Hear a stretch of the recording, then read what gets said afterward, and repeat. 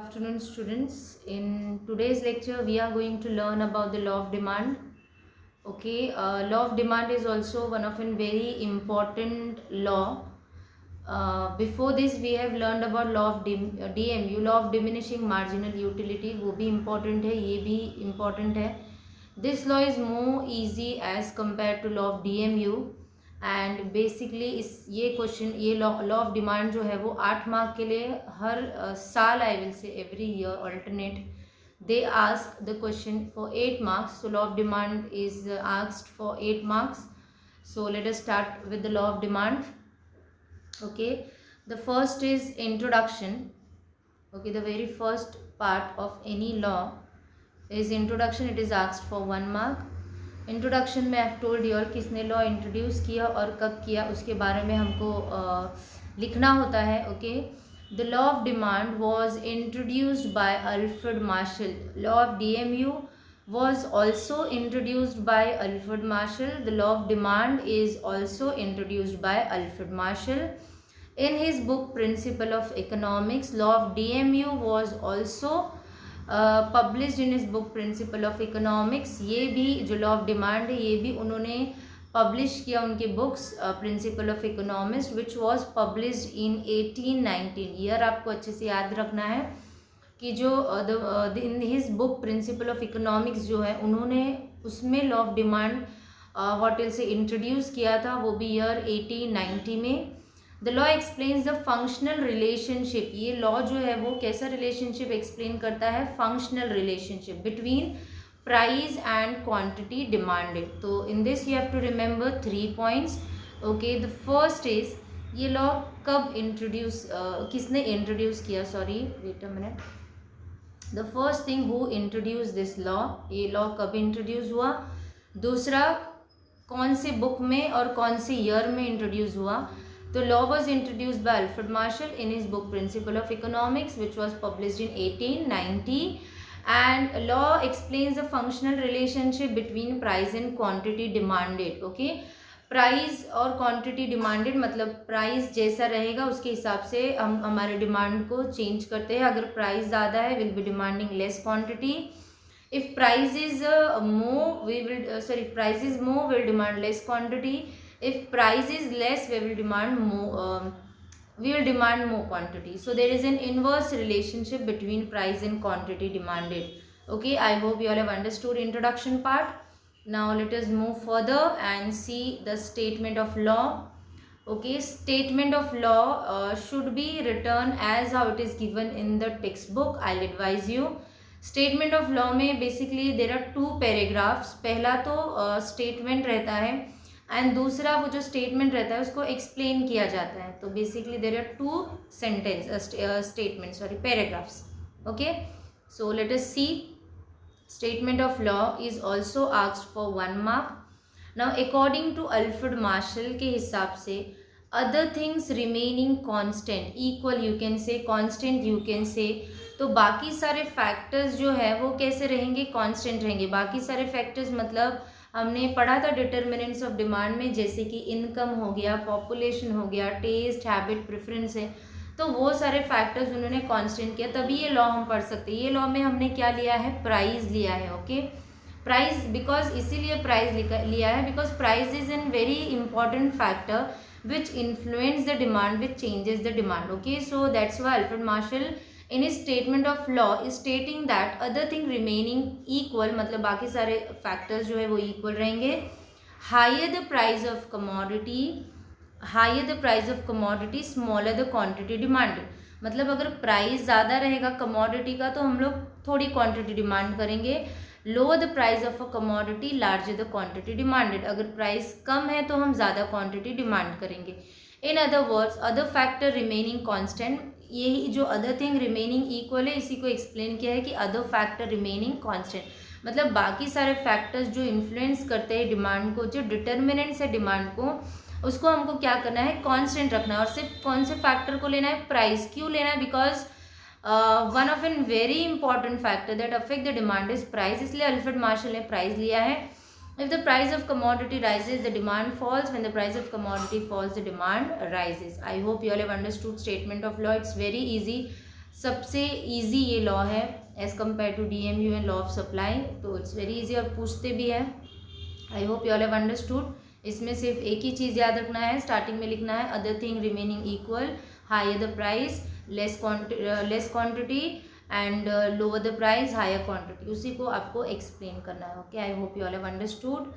Now let us see the demand, will say schedule is been given. Okay, demand schedule है, wait a minute. Okay, this is demand schedule. This is also asked for 1 mark. Okay, इसका explanation you have to give. यहाँ पे price दिया है, price of commodity x, मतलब कोई भी commodity का प्राइस, यहाँ पे आपने केजीज में उसको डिमांड किया है। तो जब कमोडिटी का प्राइस 50 रुपीज़ था, कोई भी commodity you all can take, तो हमने कितना केजी डिमांड किया, we are consumer. Okay, consumer how will behave, अगर ज़्यादा प्राइस है तो ओनली 1 केजी डिमांड किया। उसके बाद जब 40 रुपीज़ हुआ तो कंज्यूमर ने कितना डिमांड किया, 2 केजी, थोड़ा डिमांड बढ़ गया, क्यों, प्राइस कम हुआ। फर्दर फॉल हुआ प्राइस में, 30 रुपये हो गया तो डिमांड कितना किया, 3 केजी। फिर जब 20 रुपीज़ हुआ तो डिमांड कितना किया, 4 केजी। जब 10 रुपीज़ था तो डिमांड कितना किया, 5 केजी। तो यू ऑल कैन सी कि जैसे जैसे कमोडिटी का प्राइस कम हो रहा है, जैसे जैसे कमोडिटी का प्राइस जो है वो कम हो रहा है, उसका डिमांड वैसे ही बढ़ता जा रहा है। Okay, so there is an inverse relationship between price and quantity demanded. Thus as a price of a commodity falls quantity demanded rises, मतलब जो प्राइस है कमोडिटी का कम होता है तो हम डिमांड ज़्यादा कर रहे हैं, तो क्वांटिटी ज़्यादा डिमांड कर रहे हैं। When the price of commodity अगर राइज होती है तो quantity demanded falls. This only you have to write what you have learn in statement of law. This you can write of your own language also, अपने own word में लिखोगे तो भी चलेगा, मार्क्स मिलेगा।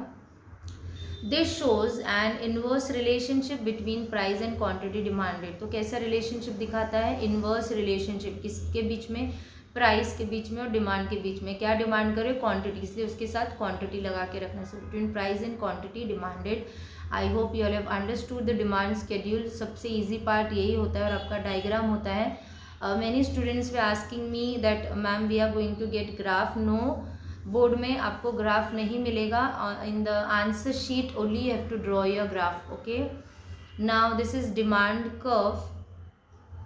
ओके, ये भी it is also asked for 1 mark. Demand curve भी जो है 1 मार्क के लिए पूछते हैं, आपका एक्सप्लेनेशन रहता है जो वो 1 मार्क के लिए रहता है।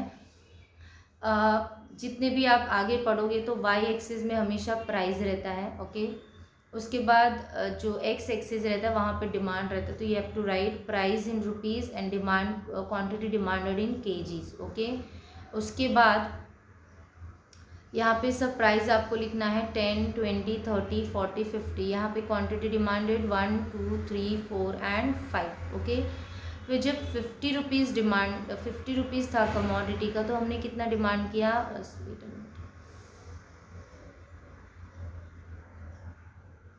जब 50 रुपीज़ था तो हमने कितना डिमांड किया, 1 केजी। उसके बाद प्राइस फॉल हुआ, 40 रुपीज़ हुआ तो हमने 2 केजीज डिमांड किया। 30 रुपीज़ हुआ तो हमने 3 केजीज डिमांड किया। 20 रुपीज़ हुआ तो हमने 4 केजी डिमांड किया। ओके, एंड जब 10 रुपीज़ हुआ तो हमने 5 केजी डिमांड किया। सो यू कैन सी जो ही हमने टेबल में पढ़ा था that only is been explained. Okay, you can see, wait a minute, you all can see when it was 50 rupees,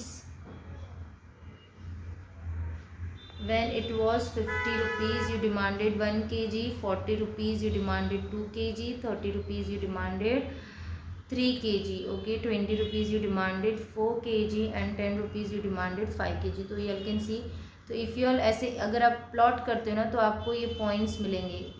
okay, इस पॉइंट्स को आपको जोड़ना है, ये इस पॉइंट्स को अगर आप जोड़ते हो, प्लॉट करते हो, तो ये जो आपको एक कर्व मिलेगा, इसको बोलते हैं DD कर्व। और ये कैसे है, डाउनवर्ड स्लोपिंग है, from left to right, from left to right it slopes downward which is known as DD curve, demand curve. Okay, I hope you all have understood. बहुत ही ईजी है, आपको individual में मैंने बताया था। Okay, X axis represents the demand for a commodity. X axis में आपको डिमांड है, Y axis represents the price of a commodity, DD is a demand curve which slopes downward from left to right due to inverse relationship between price and quantity। मतलब यहाँ से ये नीचे आ रहा है तो यहाँ से ये आगे बढ़ रहा है। ओके, प्राइस कम हो रहा है लेकिन डिमांड क्या होते जा रहे हैं, बढ़ते जा रहे हैं। जैसे जैसे प्राइस कम होगा वैसे वैसे डिमांड क्या होते जाएगा, आगे बढ़ते जाएगा। I hope you all have understood. Okay,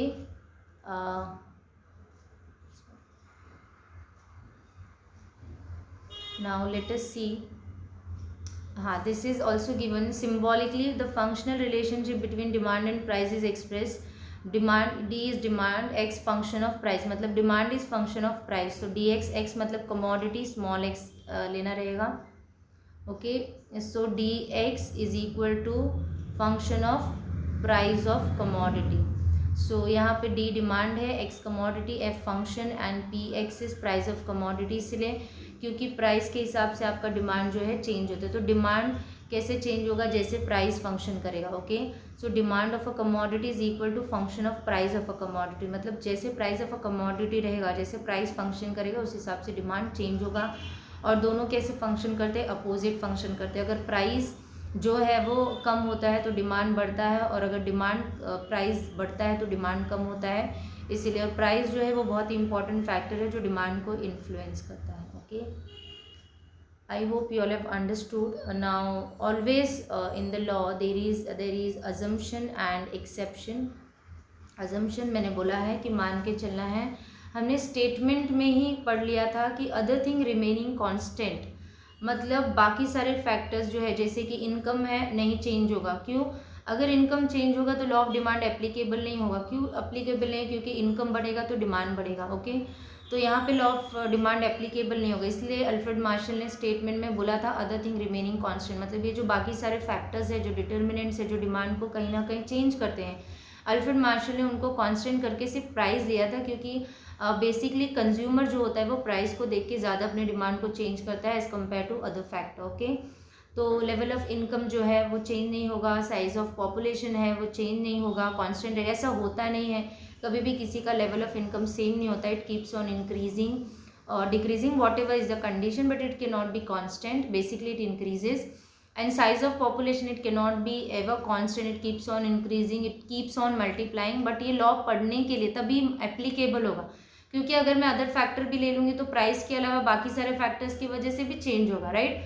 तो इसीलिए ये सारे फैक्टर्स को कांस्टेंट किया। फिर टैक्सेशन पॉलिसी, टैक्सेशन पॉलिसी भी जो है वो चेंज नहीं होगी ऐसा बोला गया है, लेकिन ऐसा होगा नहीं। Okay, first is constant level of income. If the law of demand is true then the consumers income should remain constant. अगर लॉ ऑफ डिमांड को हमको एप्लीकेबल करना है, सही मानना है, तो हमको लेवल ऑफ व्हाट से इनकम को क्या करना पड़ेगा, कांस्टेंट। मतलब एक किसी भी इंडिविजुअल कंज्यूमर का इनकम बढ़ने वाला नहीं है, वो अपने डिमांड को सिर्फ प्राइस को ही देख के चेंज करे, ऐसा मान के चलना, ऐसा होता नहीं। क्यों, लॉ पढ़ने के लिए। ओके, तो ऐसा है कि जो लॉ बोल रहा है वो गलत है, लॉ बोल रहा है वो बहुत ही ज़्यादा सही है, क्योंकि मेजॉरिटी 80% 90% कंज्यूमर है। आप you can see, you can find around your self, within your self, that whenever you change your demand the first factor comes in your mind is price. Okay, that's why Alfred Marshall told other factors are also there. Okay, then no change in the size of population. Okay, it is assumed that the size of population remains unchanged, population नहीं बदलने वाला है। any change in the size and composition of population, composition मतलब male female gender का जो composition है, हमने हमारे population को अलग अलग उसमें डिवाइड किया है। ओके, तो any change in the size and composition, you can also say बच्चे हो गए, फिर प्रोडक्टिव एज हो गए, फिर सीनियर सिटीजन्स हो गए, तो 2-3 तरीके के जो भी कॉम्पोजिशन है वो भी चेंज नहीं होने वाला of a country. Composition of population of a country affect the total demand of a product. अगर पॉपुलेशन चेंज होता है तो डिमांड चेंज होगा, पॉपुलेशन बढ़ेगा, लोग बढ़ेंगे, लोग डिमांड करेंगे तो डेफिनेटली डिमांड बढ़ेगा। जैसे हमारे इंडिया में डिमांड ज़्यादा है, क्यों, लोग ज़्यादा हैं। तो चाइना जो कंट्री है, ओके, वहाँ पे भी पॉपुलेशन ज़्यादा है, हमारे इंडिया में भी ज़्यादा है। Okay, but the only thing is that they are selling us and we are purchasing, so we are one of an biggest consumer I can say, क्योंकि population is more. Okay, and हम उतना produce भी नहीं कर रहे हैं। This is apart from the topic, just to explain कि population बढ़ेगा तो डिमांड बढ़ेगा। Okay, no change in taxation policy, taxation policy of government has a great demand for goods and services. Taxation policy जो रहती है वो हमारे जो डिमांड है उसको बहुत हद तक अफेक्ट करती है। You all know tax, there are 2 types of tax, direct tax and indirect tax. Direct tax मतलब जब हम कंज्यूमर पे लगता है, डायरेक्टली उसको जो हमारे इनकम पे लगता है उसको हम बोलते हैं डायरेक्ट टैक्स। ओके, एक पर्टिकुलर लिमिट है, अगर उसके ऊपर आपका इनकम है तो आपको टैक्स भरना है, उसको बोलते हैं डायरेक्ट टैक्स। आगे आप पढ़ने वाले हो इनडायरेक्ट टैक्स, मतलब आप जो गुड्स एंड सर्विसेज परचेस करते हो, आप कोई भी कमोडिटी देखोगे तो पीछे लिखा रहता है इंक्लूडेड ऑफ ऑल टैक्सेस, अभी तो उसको हम जीएसटी बोलते हैं। ओके, तो अगर जीएसटी मतलब अगर कोई भी कमोडिटी आप परचेस कर रहे हो उसमें टैक्स गवर्नमेंट ज़्यादा चार्ज करे तो आप कमोडिटी परचेस नहीं करोगे। इवन डायरेक्ट टैक्स भी, अगर आप का इनकम ज़्यादा है, आप टैक्स ज़्यादा भरे तो आप ज़्यादा कंज्यूम नहीं करोगे। ओके, तो गवर्नमेंट का टैक्सेशन पॉलिसी, अगर टैक्स गवर्नमेंट ज़्यादा लेगी तो हम डिमांड कम करेंगे, और गवर्नमेंट टैक्स कम लेगी तो हम डिमांड ज़्यादा करेंगे। तो ये एक फैक्टर है, लेकिन क्या बोला है एजम्पशन पढ़ने के लिए, इसको हमको क्या करना है, कांस्टेंट करना है। Okay, there is no change in taxation policy. So the taxation policy of government has a great demand for goods and services. Therefore, it is assumed that there is no change in taxation policy declared by the government. Okay, this is last point I have taken because no का है, तो you have to remember no में कितना है, पढ़ने के लिए थोड़ा easy होगा. Then okay.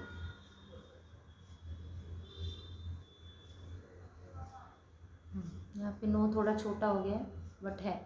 Okay, no expectations about future changes in the prices. वो बोल रहे हैं उनको कोई एक्सपेक्टेशन है कि आगे चल के कमोडिटी का प्राइस बढ़ता है या कम होता है. अगर कमोडिटी का प्राइस बढ़ेगा या कम होगा तो डिमांड क्या हो जाएगा, चेंज होगा. कैसे चेंज हो जाएगा, अगर मुझे ऐसे लगता है कि आगे चल के कोई कमोडिटी का प्राइस बढ़ने वाला है तो मैं उसको अभी डिमांड कर लूँगी, और अगर मुझे लगता है कि वो कमोडिटी का प्राइस आगे चल के कम होगा तो मैं अभी डिमांड नहीं करूँगी. तो एक्सपेक्टेशन जो होता है फ्यूचर प्राइसेस के लिए वो भी डिमांड को चेंज करता है. कैसे, अगर आपको फ्यूचर में लगता है ये कमोडिटी का प्राइस बढ़ेगा तो आप अभी डिमांड करोगे, अगर आपको लगता है कम होगा तो आप बाद में डिमांड करोगे. इस तरह से changes in price, it is assumed that the consumer do not expect any further changes in price in the near future. If consumer expect a rise in prices in future, they may demand more in the present even at a existing price. अगर उसको लगता है कि आगे चल के दाम बढ़ने वाला है तो वो अभी डिमांड कर लेगा जो प्रेजेंट प्राइस है उस पर. Okay, then no change in taste, habit, preference, fashion, ये सब साइकोलॉजिकल कंसेप्ट है. कंज्यूमर है तो ह्यूमन बीइंग के बारे में पढ़े तो डेफिनेटली ये सब उसके कंसेप्ट है.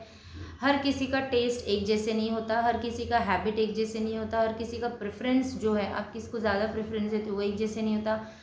सेंस ऑफ फैशन अलग अलग होता है, तो आपका डिमांड भी उस तरीके से रहता है. तो अगर चेंज होता है आपके टेस्ट में, आपके हैबिट में, आपके प्रेफरेंस में, आपके फैशन में, तो आप डिमांड को चेंज करोगे, मतलब you will change your demand. Okay, आपको पहले कुछ और पसंद था, आप कुछ और पसंद है, आप पहले कुछ और प्रेफर करते थे, आप कुछ और प्रेफर कर रहे हो, आप पहले वो फैशन के क्लोथ्स पहनते थे, आप कुछ और फैशन के क्लोथ्स है. बहुत सारी चीज़ें हैं कॉस्मेटिक्स में, it comes on entering in the market, so you change your demand according to that. So these factors are also responsible for changing.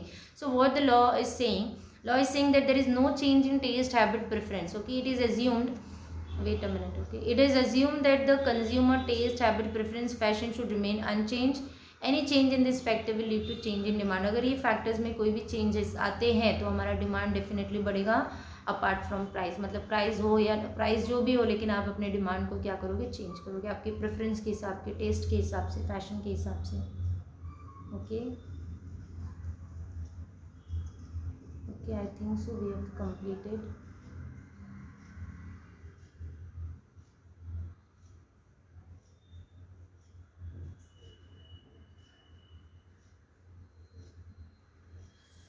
Okay, I think so there is some mistake. I think so the two assumptions which I have written is not, I'm not able to see.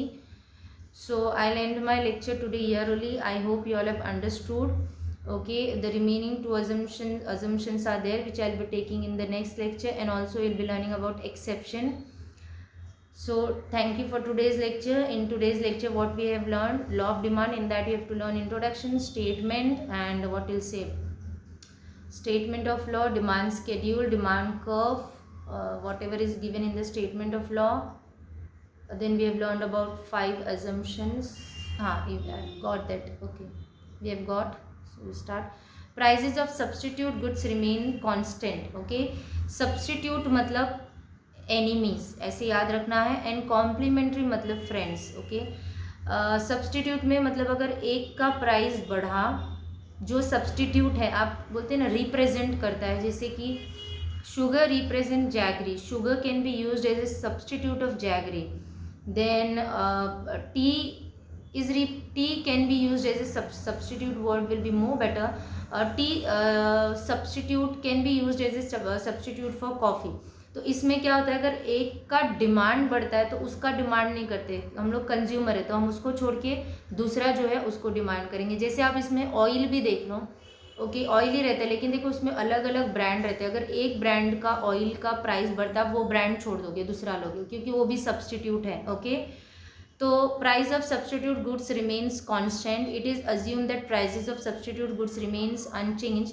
Any change in price will affect the demand for commodity. मतलब जो substitute goods है, tea and coffee, sugar and jaggery, oil, soap, you all can take any example. Standard example is tea and coffee and sugar and jaggery.